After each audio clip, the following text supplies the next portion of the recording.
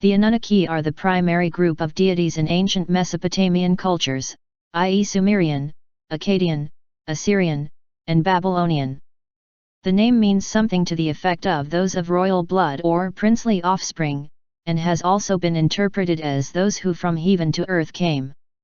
According to the Oxford Companion to World Mythology, the Anunnaki are the Sumerian deities of the old primordial line, deities of fertility, associated eventually with the underworld, where they became judges. They take their name from the old sky god Anu. Their relation to the group of gods known as the Igigi is not always clear. At times the names are used synonymously, but in the Atrahasis flood myth the Igigi are the sixth generation of the gods who have to work for the Anunnaki, rebelling after 40 days and replaced by the creation of humans. The Enuma Elish, also known as the Seven Tablets of Creation, is the Mesopotamian creation myth whose title is derived from the opening lines of the piece, When on High. In their epic of creation, it is said that there are 300 Ljigu of heaven. When the Anunnaki appear in the Babylonian creation myth, Enuma Elish, the late version magnifying Marduk, after the creation of mankind, Marduk divides the Anunnaki and assigns them to their proper stations in heaven and on the earth. The Anunnaki are mentioned in the Epic of Gilgamesh when Utnapishtim tells the story of the flood, which shares many similarities with Noah's deluge in the Bible. In the Sumerian tale, the 7 judges of the underworld are called the Anunnaki, and they set the land aflame as the storm is approaching.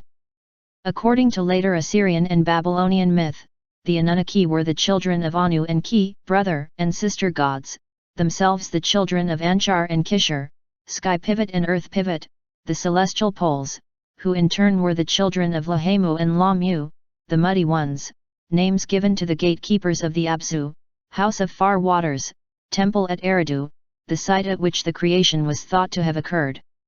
In his book, The Cosmic Code, author Zechariah Sitchin writes, "There was a time, the Sumerians told, when civilized man was not yet on earth, when animals were only wild and undomesticated and crops were not yet cultivated. At that long ago time there arrived on earth a group of 50 Anunnaki, led by a leader whose name was Ea, meaning whose home is water. They journeyed from their home planet Nibiru and, reaching earth, splashed down in the waters of the Persian Gulf. The time, 445,000 years ago. p.42. The story, one of the oldest, if not the oldest in the world, concerns the birth of the gods and the creation of the universe and human beings. In the epic, Ea creates Lulu, the first man, to be a helper to the gods in their eternal task of maintaining order and keeping chaos at bay. As the poem phrases it, Ea created mankind on whom he imposed the service of the gods, and set the gods free. Following this, Marduk arranged the organization of the netherworld and distributed the gods to their appointed stations. The poem ends with long praise of Marduk for his accomplishments. It is said that one reason they came to earth in the first place was to obtain gold.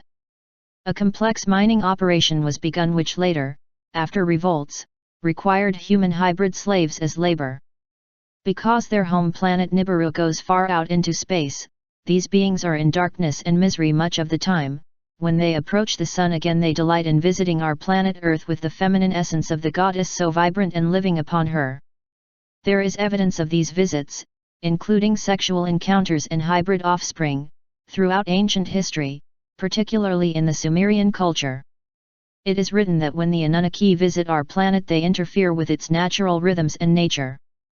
Being more technologically advanced with much longer lifespans, they were said to have genetically manipulated us in the distant past and considered us as their domesticated workers, or slaves, for their gold mines and to make their lives easier.